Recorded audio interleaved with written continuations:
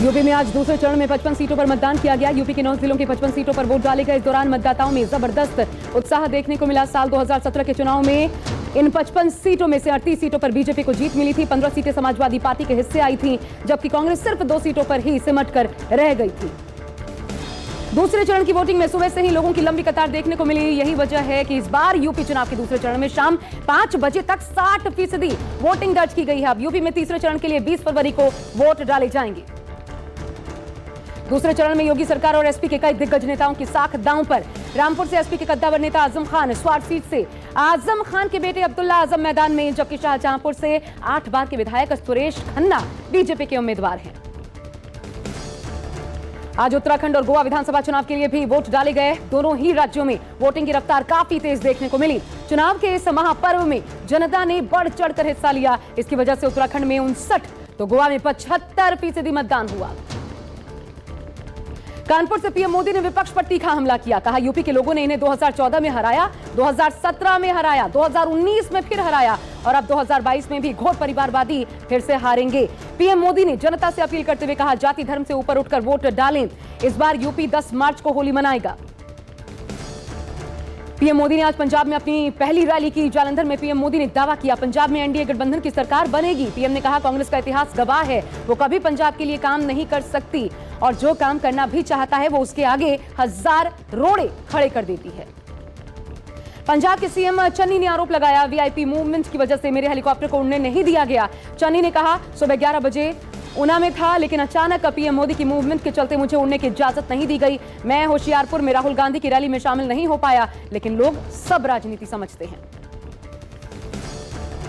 पंजाब से राहुल गांधी ने केंद्र सरकार पर आज बड़ा हमला बोला। पूछा, पीएम मोदी काले धन और रोजगार की बात क्यों नहीं करते? मोदी सरकार कृषि बिल लेकर आई, पंजाब के किसान सड़कों पर उतर आए। 1 साल ठंड में कोरोना के वक्त भूखे प्यासे सड़कों पर खड़े रहे, क्योंकि पीएम मोदी किसानों की मेहनत 2 से 3 अरबपतियों को देने की कोशिश कर रहे थे।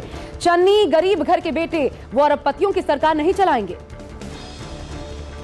राहुल की रैली में सीएम चरणजीत सिंह चन्नी शामिल नहीं हो पाए, क्योंकि चॉपर को उड़ने की इजाजत नहीं दी गई। सीएम चन्नी की अनुपस्थिति में नवजोत सिंह सिद्धू ने मौके का पूरा फायदा उठाया। अपने संबोधन में सिद्धू खुलकर बोले। उन्होंने चन्नी को अपना छोटा भाई बताया, हालांकि चन्नी सिद्धू से उम्र में बड़े हैं। आज पंजाब के कई इलाकों में अरविंद केजरीवाल ने रोड शो किया। आम आदमी पार्टी के प्रत्याशियों के लिए अरविंद केजरीवाल ने आज वोट मांगा। केजरीवाल के रोड शो में समर्थकों की अच्छी खासी तादाद देखने को मिली। बीजेपी और कांग्रेस पर केजरीवाल ने जमकर हमला भी बोला। आम आदमी पार्टी की सरकार बनाने की अपील की। झांसी से गृह मंत्री अमित शाह ने विपक्ष पर जमकर निशाना साधा। अखिलेश पर आरोप लगाते हुए कहा, अखिलेश यादव ने 5 सालों में अपने परिवार के 45 सदस्यों को अलग अलग पद पर बिठाने का काम किया, जबकि पीएम मोदी ने 45 योजनाओं को आपके घर में भेजने का काम किया है। बीजेपी अध्यक्ष जेपी नड्डा ने लखीमपुर खीरी में आज प्रचार किया। उन्होंने मुख्तार अंसारी को लेकर अखिलेश यादव पर जमकर निशाना साधा। कहा, ये दोस्ती इतनी गहरी है कि उन्होंने जेल में उन्हें टिकट दे दिया है।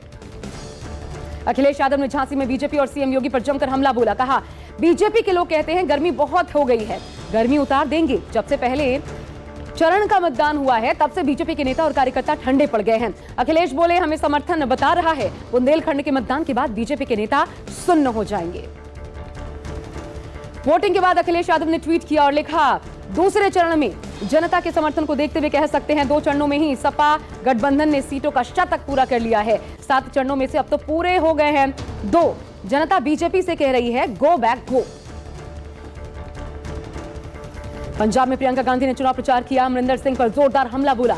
कहा, उस सरकार ने पंजाब से चलना बंद कर दिया था। सरकार दिल्ली से चलाई जा रही थी। दिल्ली में भी उस कांग्रेस से नहीं बल्कि बीजेपी चला रही थी। वो छिपा गठजोड़ अब सामने आ गया और इसलिए हमें सरकार को बदलना पड़ा। सीएम योगी ने आज मैनपुरी में चुनावी सभा को संबोधित करते हुए समाजवादी पार्टी पर तीखा हमला किया। जमकर हमला बोला। अखिलेश यादव को भी निशाने पर लिया। कहा, इनका नाम समाजवादी है, लेकिन काम तमंचावादी और सोच परिवारवादी है। ये परिवारवादी सोच के लोग किसी दूसरे को पनपने ही नहीं देना चाहते। अखिलेश पर तंज कसते हुए बोले, जब बुलडोजर चलता है तो अखिलेश यादव सबसे ज्यादा परेशान होते हैं। मणिपुर में चुनाव प्रचार तेज हो गया है। राजनाथ सिंह ने इंफाल में करगिल युद्ध के शहीद के घर खाना खाया। मणिपुर में विधानसभा चुनाव के लिए 28 फरवरी और 5 मार्च को वोट डाले जाएंगे।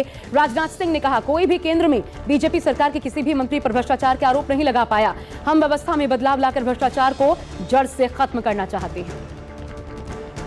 आज पूरे देश में पुलवामा हमले की बरसी मनाई गई। तमाम नेताओं और देश की जनता ने पुलवामा के शहीदों को याद किया, श्रद्धांजलि अर्पित की। शहीद हुए जवानों को पूरे देश ने आज श्रद्धांजलि नमन किया। आपको बता दें 14 फरवरी 2019 को पुलवामा हमले में सीआरपीएफ के 40 जवान शहीद हुए थे।